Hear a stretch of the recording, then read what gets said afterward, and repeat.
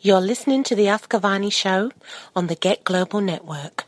You can hear the show live on Saturdays at 3 p.m. UK GMT, 9 a.m. Central Time in the US on sometro-radio, one of the original member stations of the Get Global Network.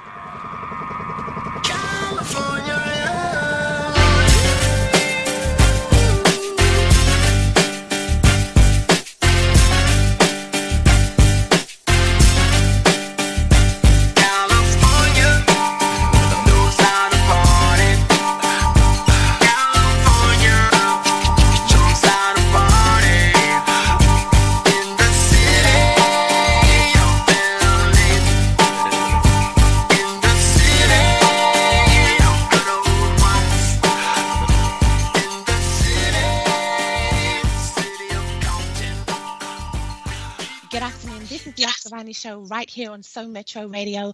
I want to say a big welcome to everybody wherever you may be, UK, USA, Europe and worldwide. You are in the place to be, and this is your regular stop with me, your UK soul queen diva, right here on the Get Global Network. We have a very special guest on the Ask Avani Show this afternoon. My special guest will be certified diamond multi-platinum music producer, CEO of Team Mashin Entertainment, video and film director, Keith-clizark-clark. Good afternoon. Fam, what's good? What's good? Thank you for having me. Thank you so much for coming on to the Ask Avani Show and giving me some of your time today. You are one of the music industry's most well-known and best-kept secrets. And as an award-winning multi-platinum super producer, you've worked with some of the most famous artists in the music industry, like Snoop Dogg and Master P and Dr. Dre, to name just a few. Wow. Can I ask? Yeah. Can I ask you? I know that you this weekend just gone. You just went to the second annual $1 Million Showcase that just took place in Atlanta, at which you were a judge. Can you tell us about that event and how you got involved with that? Okay, it's put on by BBX Lifestyle. A friend of mine who owns the brand. I met him 10 years ago here in Los Angeles. He was really into the urban fashion. And he had a showroom set up, and a female MC of mine, she introduced me to the brand and introduced me to him. And so we became friends and things of that nature. This guy's an innovator type thing, and he does conferences and different things. And we maintained a relationship for about 10 years. And he caught up with me on LinkedIn like a month ago. Mm-hmm. And he saw one of my posts and saw what I was up to recently. So he reached out and told me he had this $1 Million Showcase that he wanted to take from state to state and even take it across the pond and do some things there. So I'm like, I'm interested, what can I do and he told me what I had in my arsenal that can bring to the table, which is major distribution. So that's a big part of like the prize for the artists. Mm. But to fast forward, this past weekend, flew out to Atlanta. I seen maybe 12 of some, like when I say good talent, it was like really hard to judge. It was like some really good talent there. Wow. And yeah. And it was so good we had to get 2 winners, Wow. We had to work that out. Oh, wow. Well, I'm sure they're really, really happy. So how can artists who want to get involved in future sign up for that event? Okay, you can campaign to have a host bring it to your city. You can start off with me. Well, actually, let's do this. It's bbxlifestyles@gmail.com. If you want to bring this event to your city, Providence, or wherever you at, reach out to that email and make a request. Fantastic, people. You heard it right here on the Ask Avani Show. Can you please say it again just in case somebody didn't catch it? That is B as in boy, X as in X-ray, lifestyle@gmail.com. Fantastic. Wow. I think a lot of people will be reaching out to you to get involved with that, and I'm sure many other things as well. Can you please tell us, how did you get into the music industry? Oh, wow. Okay, let's rewind the clock all the way back. I was born in Greenville, Mississippi, which is the southern part of the states here.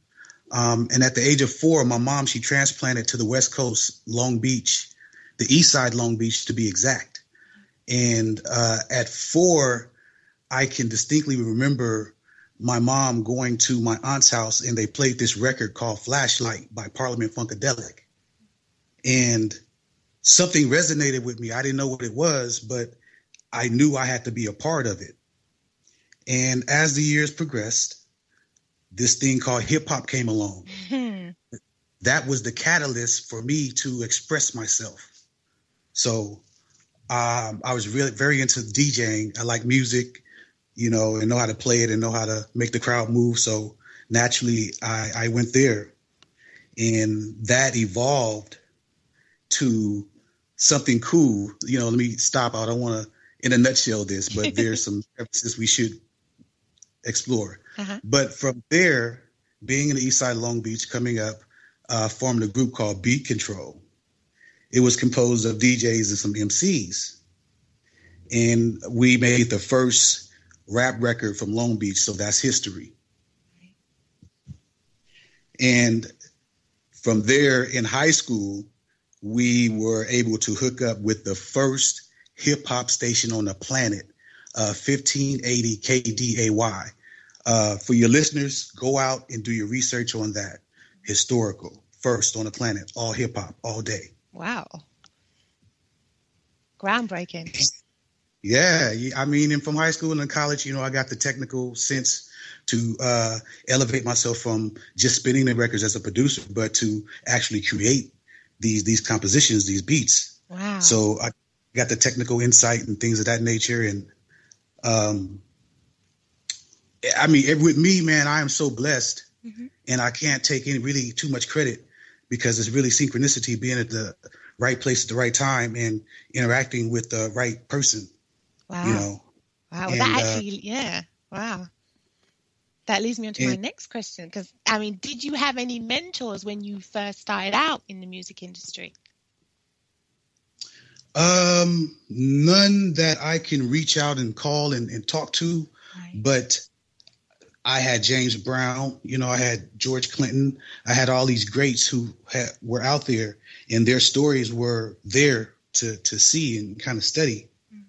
So I was self-mentored in a sense, and by a lot of people. I was shaped, self-mentored, ups and downs, trial and errors, mm-hmm. and good fortune. Wow. Can you please share, how did you get the name or the nickname Clizark? Oh, wow. Okay. Transferring from DJ, which my name was K Rush, DJ K Rush, mm-hmm. Crush, if you say it fast. And to the producing, I really like classical music, and Mozart was like one of my favorite. Wow. How he put it together in some of the augmented keys that he used, like ventured out, bent the envelope to do, like fascinated me. So a lot of my compositions incorporated strings, and my last name is Clark, Mozart, and Clark, Clizark. Wow. Oh, wow. I love that. That's brilliant. Oh, my goodness. So, as I mentioned earlier, you have worked with and produced music for some of the most well-known, notable artists in the industry, especially in rap music, such as Snoop Dogg, Master P, Dr. Dre, Mystical, Corrupt, Too Short. I could go on. Can you tell us how you got involved in those projects and what it was like to work with those artists? Okay. I couldn't have tried to make that happen if I wanted to. It's like I say, growing up on the East Side, being associated and working with Snoop, all these other people are attached to him, so they're all around. So, like, I know him. Okay, I do music, and as people are doing projects, people are going from studio to studio.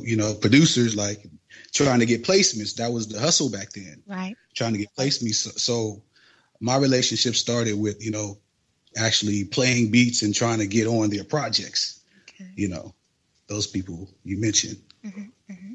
Wow. And, it's the word of mouth is like crazy. If you're doing some hot stuff and innovative stuff, it's going to buzz and people are going to talk, Wow. And then it just becomes a snowball effect, because then everybody says you are hot and they want you, and you just keep going.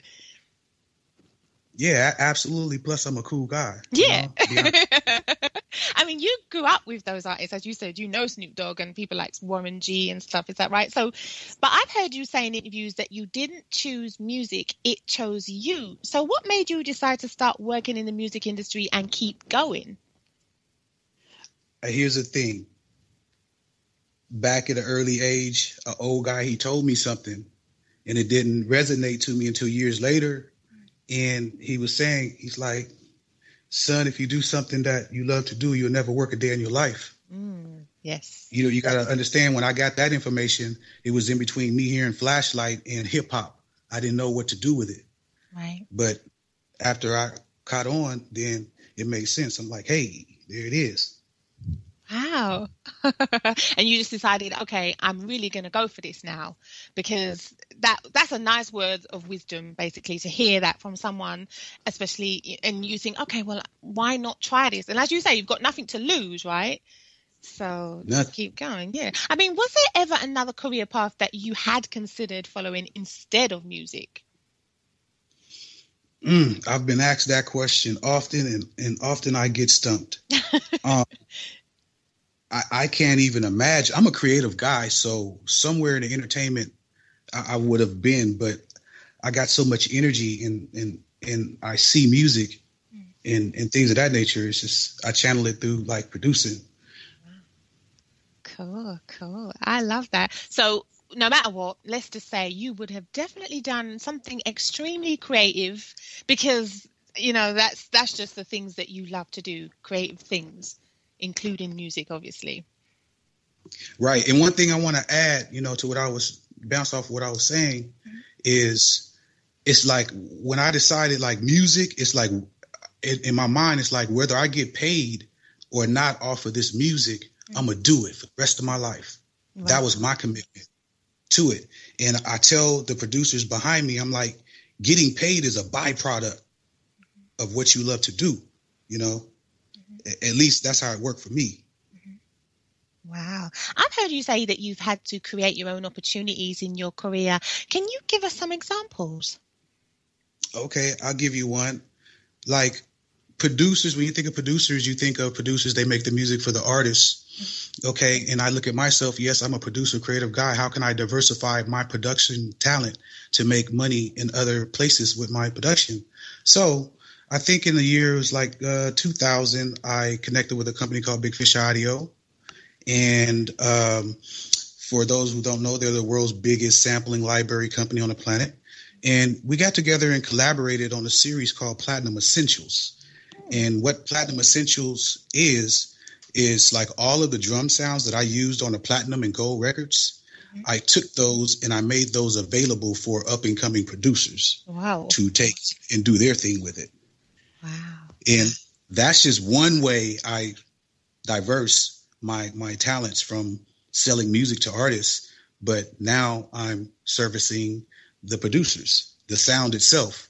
It's like now I got a hold on, I can shape the sound of hip hop through giving them my signature sound and letting them do their thing with it. Yeah, and they're obviously very grateful because you are such a success that it's like, you know, this is manna from heaven for, you know, as you say, the up and coming producers and artists, when they have someone who's, you know, giving them the blueprint, if you like, to help them along. So, right. Yeah. I mean, how did you feel when you got your first platinum award? Okay, just to keep it real, 100% funky with you. How it works, and I'll put it out there. I 20 grand, 25 grand a song that I was getting back then, and you get your money up front, and it may be 8 months until the record comes out. Right. This is kind of funny where I'm going with it. So back then, there was really no blueprint on when you get big checks like that, you know. So needless to say, I spent 20 grand in maybe like 3 months. Wow. And then it's like the pressure of like the stigma. Okay, I got 4 or 5 more months until the record actually come out. And then the record actually comes out and it's like, damn, it's like you're not doing good financially and this big record is out because you took your advance and you did the wrong things with it. Right. You know? But when the royalties start coming in, and then you forget about